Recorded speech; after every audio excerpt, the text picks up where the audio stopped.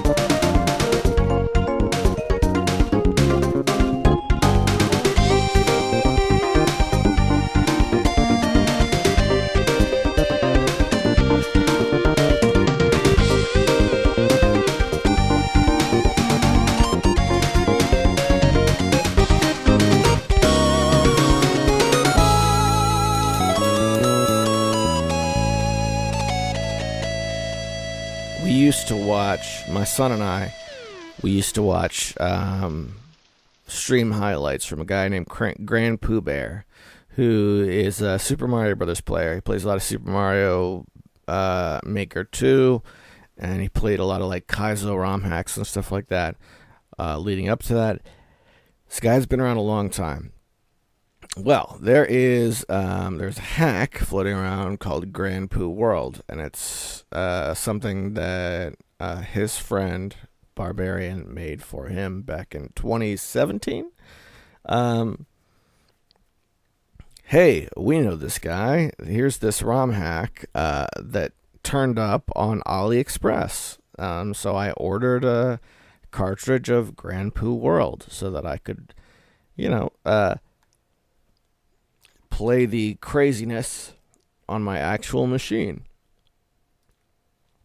And as with most AliExpress purchases, this is going to take a while. So I don't expect it to be here for several weeks. So I looked it up on YouTube. Let's take a look. And my goodness, I knew it was going to be difficult because this is a guy who plays like Kaizo levels and stuff like that. But I don't know, man. I don't know. The cartridge is only $10. I'm not too worried about it. But we're talking like insane difficulty Super Mario World levels. So it might be fun. I don't have the setup to support doing that on my actual machine, but I'll have to seek out the ROM, and maybe we could do some of that on YouTube. One of the issues I've been having is since my computer died, I settled into my backup computer. My backup computer doesn't have an active license for Windows. I had one, but it deactivated somehow. So it says activate Windows, go to settings and activate Windows in the lower right-hand corner. And that's like a watermark that appears on anything. So I don't really want to like record any screen shares until I get that taken care of. And it's going to be like $20. So eventually I'll get that sorted out and we can do screen shares again. But yeah, Grand Pooh World. I'm looking forward to that showing up. And I think ROM hacks, specifically for the Super Nintendo and below, I think have a special sort of relevance now with emulation machines. Because Grand Pooh World, I mean, if you're not going to play it on authentic hardware, that's a free game. It's a free game, and you can put it on your handheld. You can put it on your PAL Kitty V90, and it'll play just fine. I would argue that it would probably work better on a handheld than actual hardware, because games like this, save states are your friend. My goodness, the save states, so necessary. All right, so that said, let's shoot things over to the van. This is a van cast that I recorded several days ago. Let's head out there now. All right, we are van casting. 9:36 p.m., everybody. We're going on a gas run. Yes, indeedy. Heading off to fill the old tank with petroleum gasoline.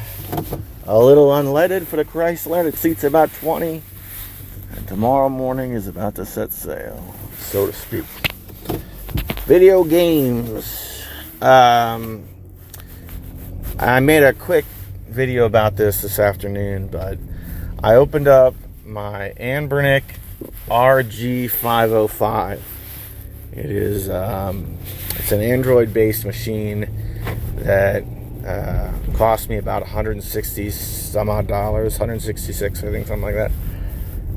And it had some distortion. There was some smudging and some tearing. Pretty bad distortion in the screen. And I was crushed, man. I was crushed.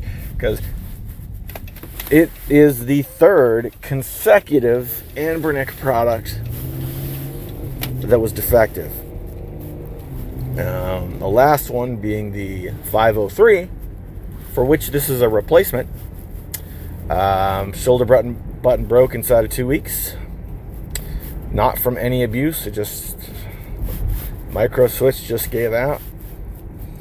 And the before that was the RG351P. 351P, I think that was what it was. Or the earphone jack broke inside of a very, very short period of time. So this is the third. And I gotta say, I'm just having such a hard time So I'm playing with this thing, and I'm like, all right, there's some screen smudging. I think I might be reaching a point where I'm either going to live with it or I'm going to return it, and there's just not going to happen. Not going to happen for me. And one of the things that I really wanted to play on this was the Pizza Boy Pro Game Boy Color emulator, because it's an Android-based Game Boy emulator that we played Pokemon on when we were at Tiger Fest. And I wanted to play Pokemon Crystal Clear with an actual controller, on a portable gaming device. Using the Pizza Boy Pro emulator so I could play online with Hemrock and Sendu. And I decided that if it worked, if it could do that thing, then even the screen distortion, I would live with it. And that emulator does not work on this version of Android. I whatever it is, that emulator is no bueno.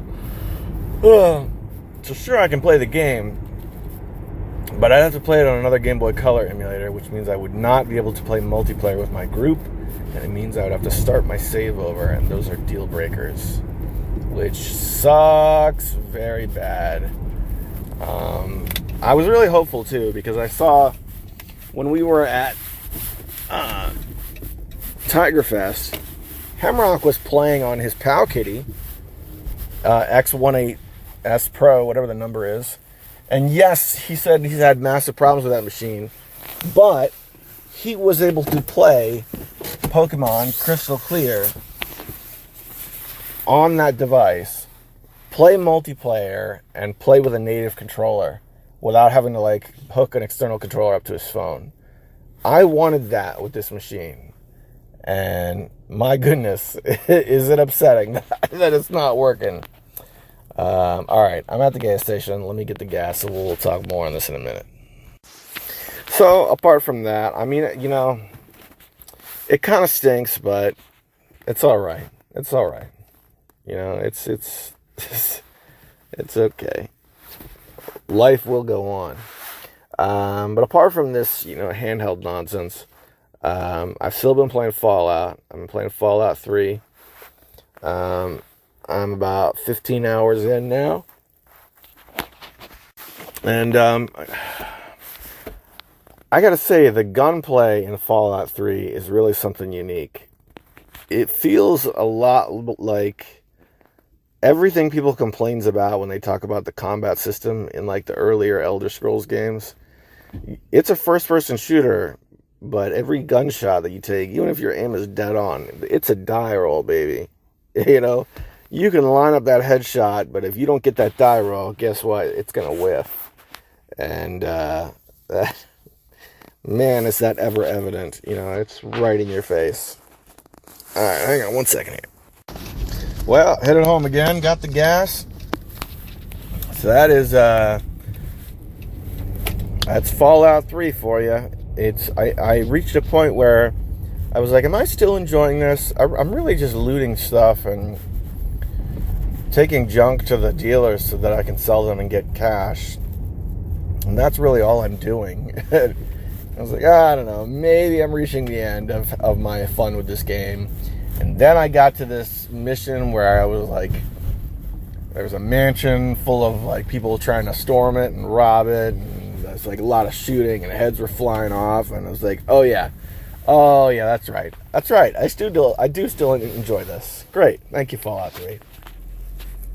So, what makes these Bethesda games tough is, these core games that are, historical and will still be played in another decade or so, is that if I get into one, it gets brought up week after week.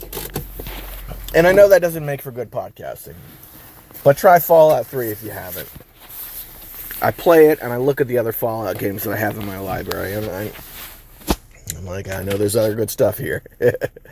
I know there's other good stuff, but the second I pick up another game, I'm not going back to Fallout 3. It's just not happening. So I really got to ride this train as far as I can before I get off. And with that, boys and girls, my gas run has come to an end, and thus I will send you on your journey back to the studio. See you there. How we doing? Are we back in the studio now? Let me check the volume levels real quick. It looks like we're peaking just a wee bit. Let's see if I can fix that. And I think we're okay. Check. Blah, blah. All right, so here's the thing. Fallout 3, boys and girls. It's been dangerous to the welfare of TCR. I fell in love with this game like I haven't fallen in love with a game in a long time. And let's see.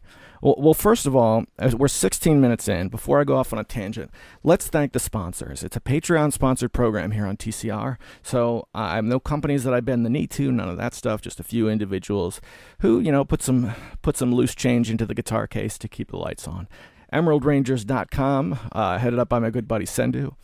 They made the deal to get get us back on the air. Hemrock, Darabka, and Tecmo Balls. Thank you guys so much for keeping the lights on. Hope you're enjoying the party. That said, let's talk about Fallout 3 a little bit.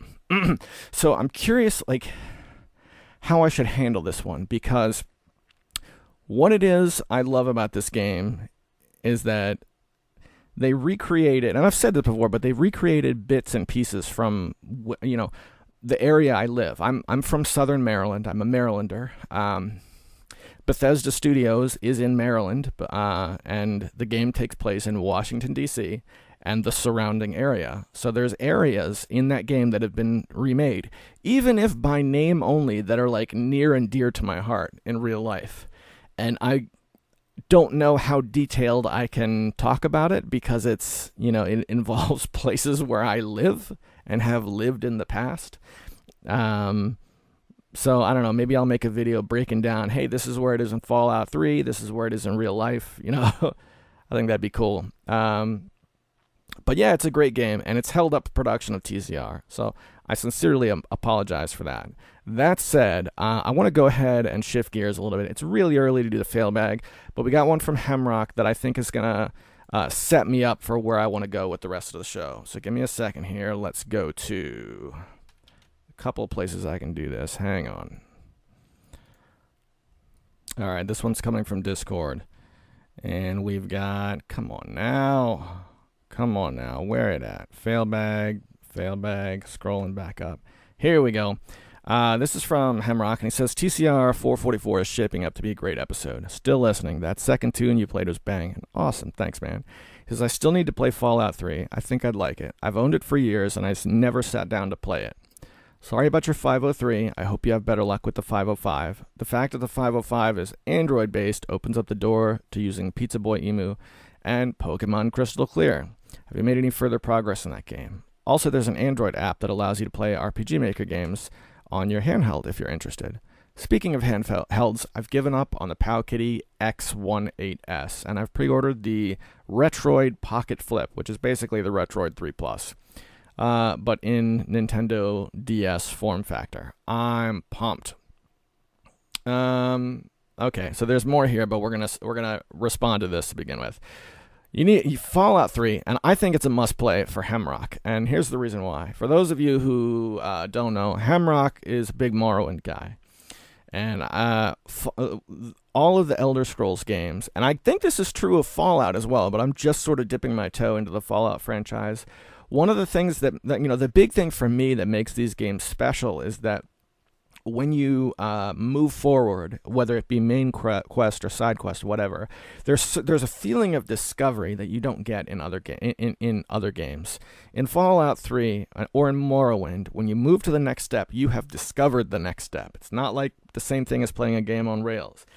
It has that same feeling of discovery that the Elder Scrolls games have, and because of that, Hemrock, you in particular, I think, would really like this game. I think it's a perfect fit. Yeah, I've been very much enjoying it. I've already modded it at this point. I had to get a mod to make the vendors carry more money. because I found that I was like collecting stuff and then bringing them back to the vendors so I could get money. The vendors would run out of money and I would just have to sit and wait 72 hours for them to get more.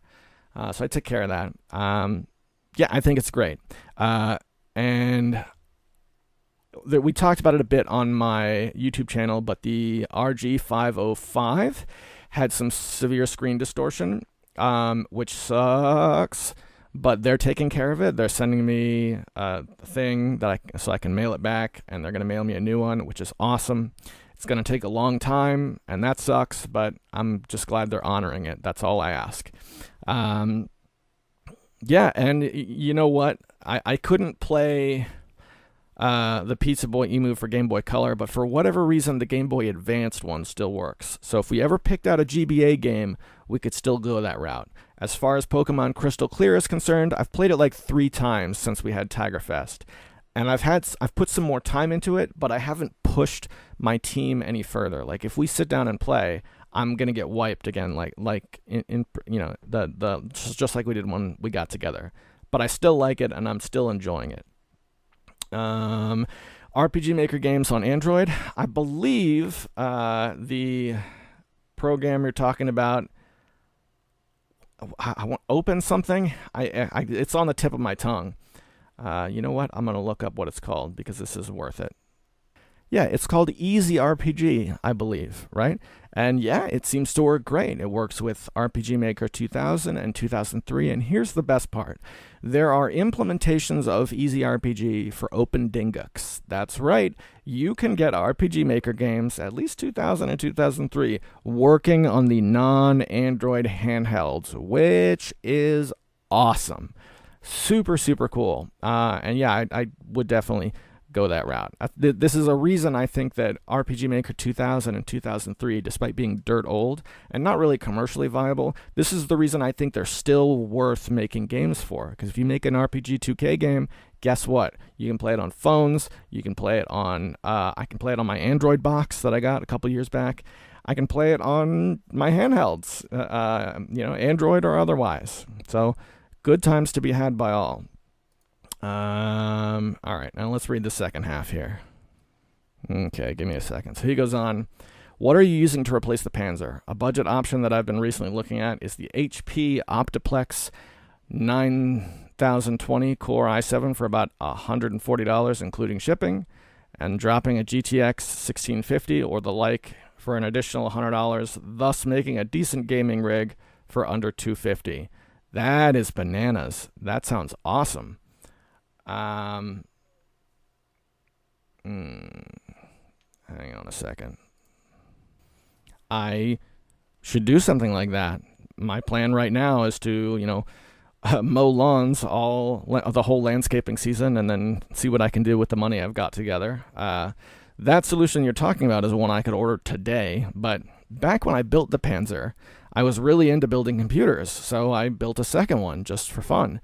And the reason I did that is because I still had my parts list, and I was just constantly looking at the prices of the parts that I had on the list. For example, the processor that I used on the Panzer, I was able to get a second. I think it was like $120 or something when I got the processor. Well, one showed up on eBay for $50. So I was just like, well, sure, I'll get that. And one thing led to another. And then I was, oh, sure, this little motherboard is really cheap. I'll get that. And then I put together an entire second machine. That's what I'm using. So it can do a lot of the same stuff the Panzer can do. And because of that, it's not optimal because it's not better than the Panzer, but it's keeping me running while I get money together for a good solution. So big thanks for that. I'll have to check out what you're listing here, though. That does sound pretty cool. In other news, he says E3 is canceled. Ah! I love this. I love this so much. I've been turned off by E3 for at least a decade. E3 I've had no interest in E3. It's always a bunch of companies. They make, historically games are announced on E3. They end up coming out or they don't, and they look nothing like they were when they were originally announced, or everybody's disappointed.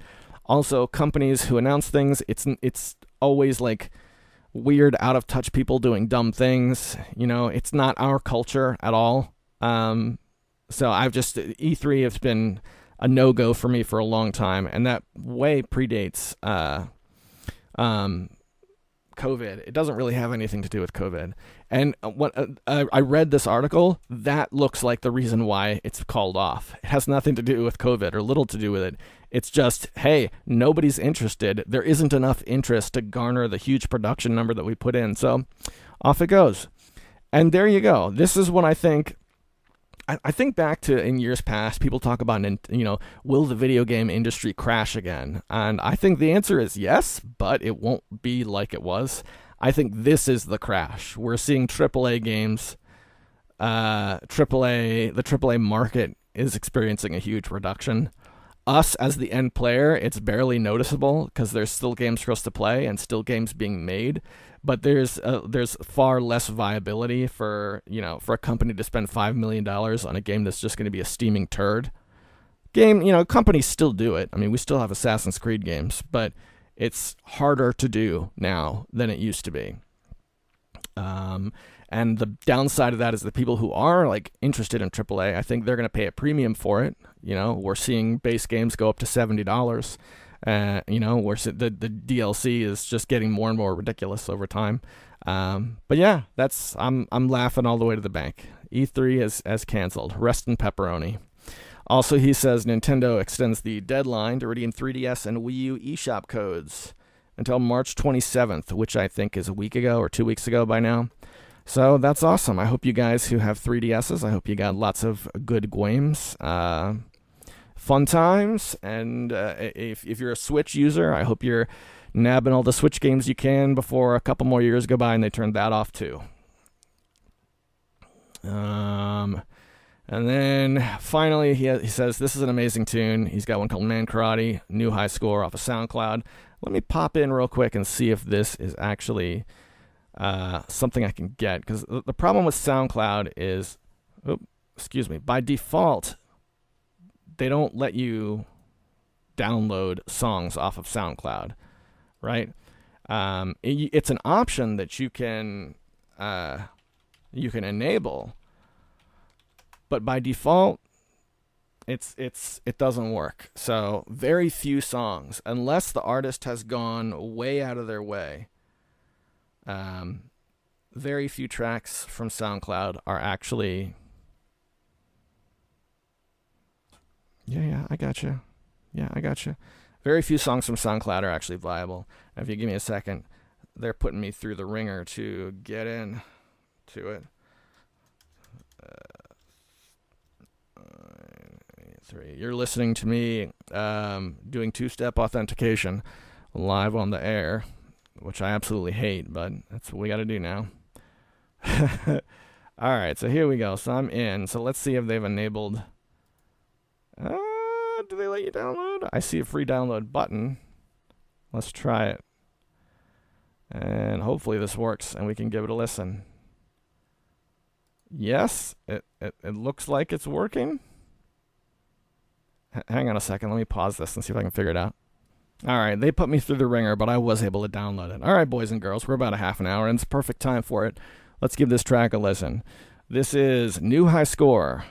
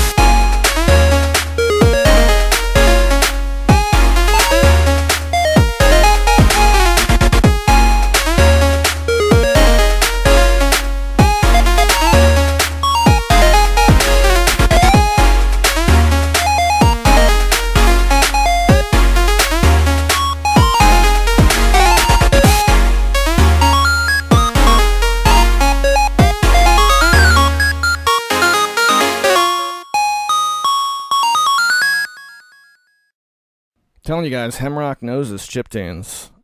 We need to get that show going, man. You need your own chiptune podcast. It would be a wonderful thing. I got to tell you, it really would. All right, so let's shift gears a little bit. I'm going to talk about AliExpress. So I've had some issues with AliExpress lately. Everybody knows when you buy off AliExpress, there's a certain amount of risk involved. There's always risk involved when you buy things over the internet. It's always been that way.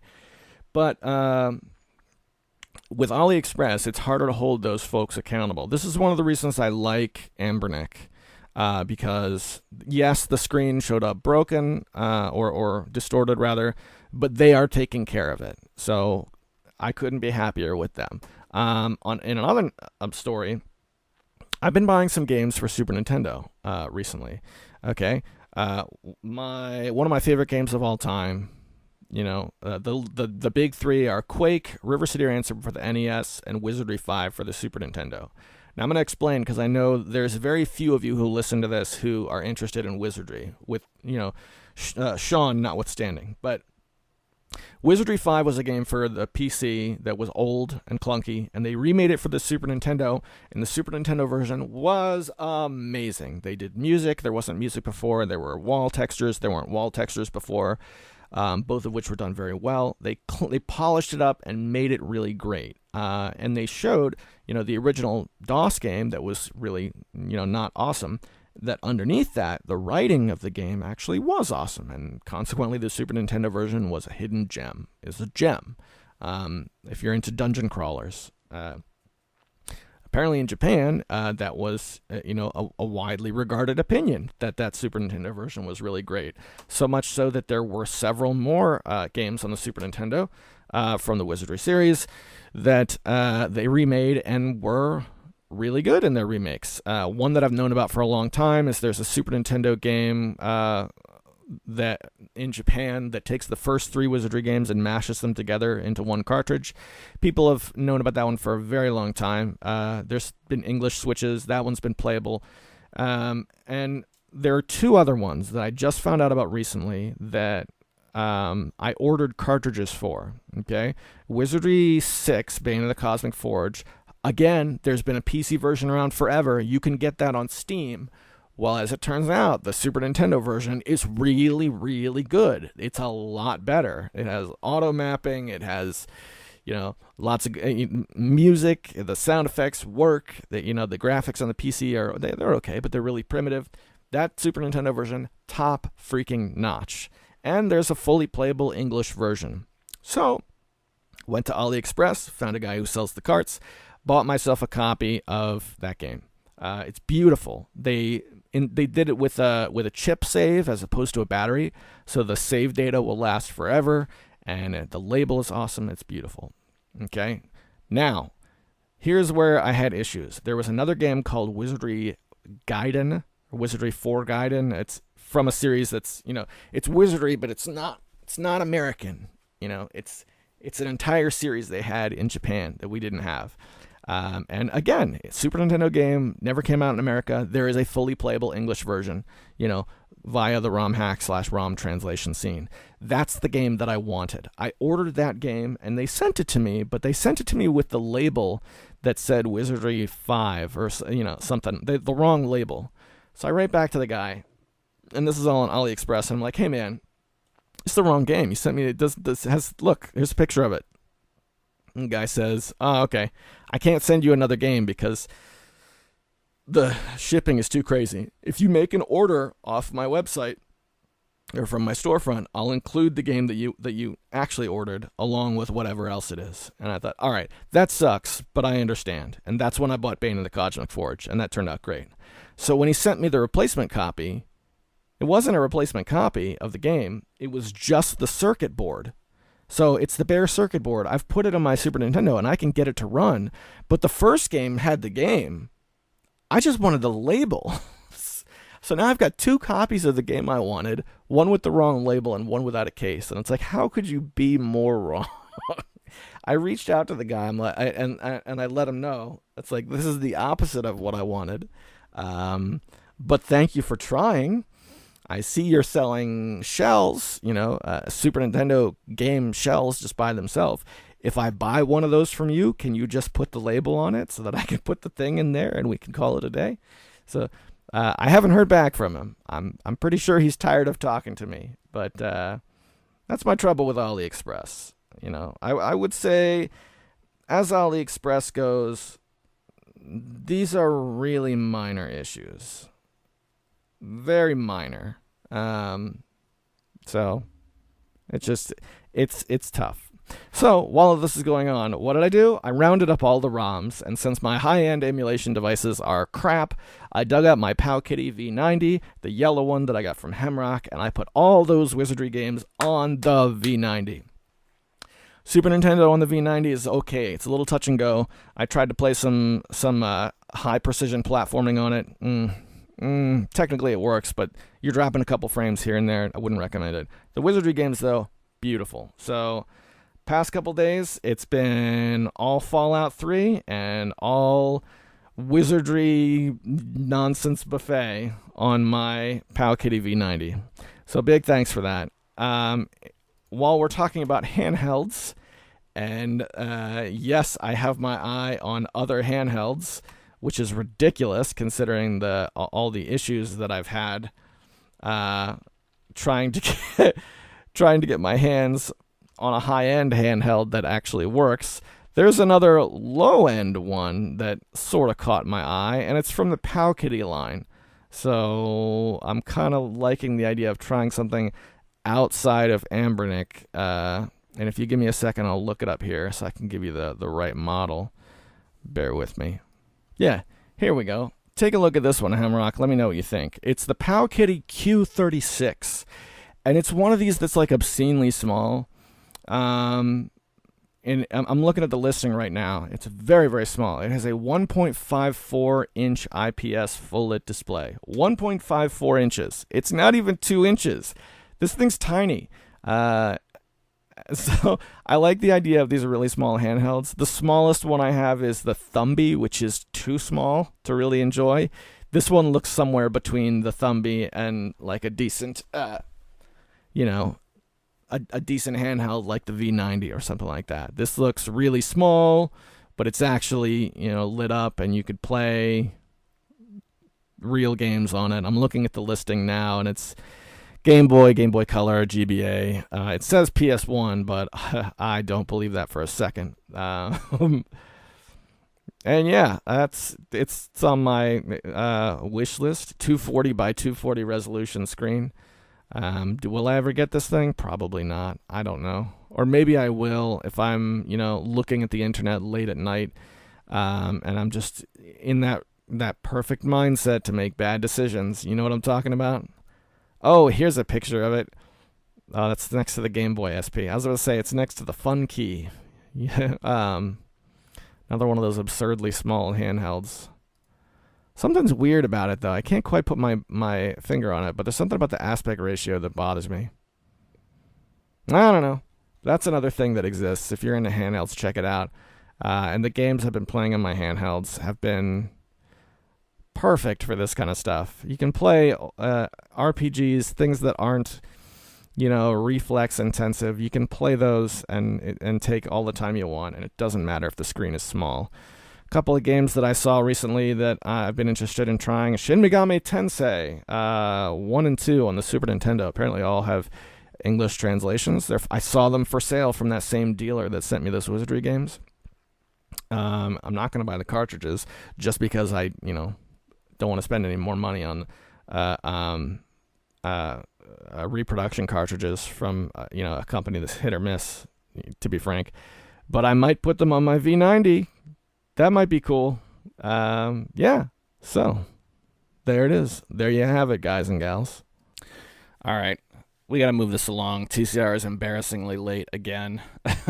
Thanks in part to Fallout 3 and how much I love this. 2 days in a row, I sat down in the morning and I was like, all right, I'm just going to play Fallout 3 for just a few minutes.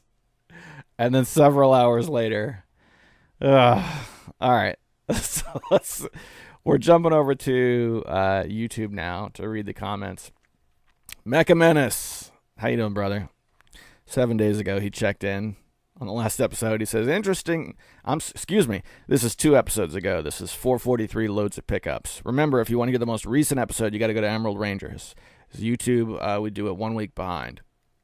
An interesting feature many RC car games have is customization and spec upgrades. Well, I never got into the stuff. I imagine those who were into that would dig it in video game form, especially since virtual upgrades are cheap. Revolt was great at the time, but looking back, it's kind of bare. I think it stood out because there weren't a lot of RC games. If you're looking for an exciting RC game from that era, RC Digo, PS1, a quirky Japanese arcade racer. It's a next gen of RC Pro-Am. Okay. You could spend some time with RC Revenge PS1, but the revamped version on PS2, titled RC Revenge Pro, is supposedly a lot better. I've yet to play it. Smash Cars on the PS2 is darn good. I haven't played the revamp on PS3, but I would expect it to have improvements and additions. Okay, a couple things. Here again, Revolt, I think, didn't get a fair shake because time was short and there were cooler games to play. Okay, it's not like we went from Revolt to a better racing game. We went from Revolt to Chef's South Park Trivia. From that to, Time Splitters. We jumped all around. I maintain that if we tried like a map or two, we could have done okay. I didn't personally see anything really wrong with that game, except that it was a Dreamcast era racing game that wasn't like an all-time classic. I had a good enough time with it. It's a little weird, a little quirky. If we got together, next year and we do this again, I'd play it again. Why not? Of the games you mentioned that are kind of like that, but maybe better choices, RC to Go, I think, sticks out to me. I haven't played it, but you mentioned that it's a next gen of RC Pro-Am, and I played a lot of RC Pro-Am, a lot, on the old NES. So that is a description that would sell CF on a game. So thanks, Mac and Menace, for checking in, brother. I hope you're doing well. Desm101 says, sounds like a good amount you picked up. I've been game hunting lately. I'm pretty happy with what I have and trying to catch up on backlogging for a while to see if some of the prices come back down. That was a good recap from Tigerfest from Hemlock. Hemlock. That's the tree. Hemrock. And your guys' picks. Fun episode. Thanks, man. It was a great time. Legendary. And then I made a video about the Anbernic 505 arriving with a damaged screen, and we got a couple of comments. Desm says, oh no, that sucks. I hate damaged goods. Seems like they're having big quality control issues, and I would completely agree with that. Maximum RD, Rob, old staple of the YouTube gaming community, says, some type of layer separation on the screen. Man, third time? Maybe just get your money back and give in on this one. And that comment, I gotta say, Rob, that one hurt. Do you know why? Because what you're saying makes perfect sense. A logical, right-thinking person would do what you're saying to do right now. But I want one of those things, man. I want some kind of, next-gen emulation handheld. And I have the money. Come on, Anbernic, let's do this. I want one. Let's make it happen, man. And Miko, another individual, I don't know, 5 days ago, says, crazy delamination. Yeah, kind of sucked, not going to lie. But supposedly they're taking care of it. They say they're going to send me a return slip so I can return it and get it replaced. Hasn't happened yet. Getting kind of antsy, but we'll see. That's it for YouTube. Now we're going to go backwards. I usually like to do Emerald Rangers first when we do the fail bag, and the reason why is because I like being part of Emerald Rangers, but I can't bring myself to write. So TCR being an Emerald Rangers feature is the way that I help with that project. So Emerald Rangers is where the new stuff is, and then whoa man, those are some aliens coming out of the woodwork. So I read those comments first, and then when I go over, I like to read off the headlines of some of the other stuff that site has been doing. lately. And so here we go. Green Phoenix, The Legend of Vox Machina Season 2 review. That's up there. We've got Power Rangers Dino Force Brave King 12 Eternal, Power Rangers Dino Force Brave Summary/Review, and then we have Tiger Claw Radio 444 RG503. That was what last week was. And I didn't get any comments over there, but it looks like they have some good stuff. So, hang on a second. Let me see if I can clear up some of the static. So if you have some time, head over to Emerald Rangers and check out some of the articles they have, because I like being a part of that site, and those guys work really hard. They make a great product. There's some really good written stuff here, and I want to see them grow. So yeah, do me a solid and check them out. Let's see. That brings me to the end of the fail bag. Was there anything else I wanted to go over? I think that wraps up the fail bag for the week. And so another week comes to a close. You've been listening to Tiger Claw Radio, everybody. I'm your host, Critical Failure. Check out the new episodes on emeraldrangers.com if you haven't. Whatever it is you got going on in your life, I hope it's going well. I'm rooting for you. Take care of yourselves, and I'll see you next week.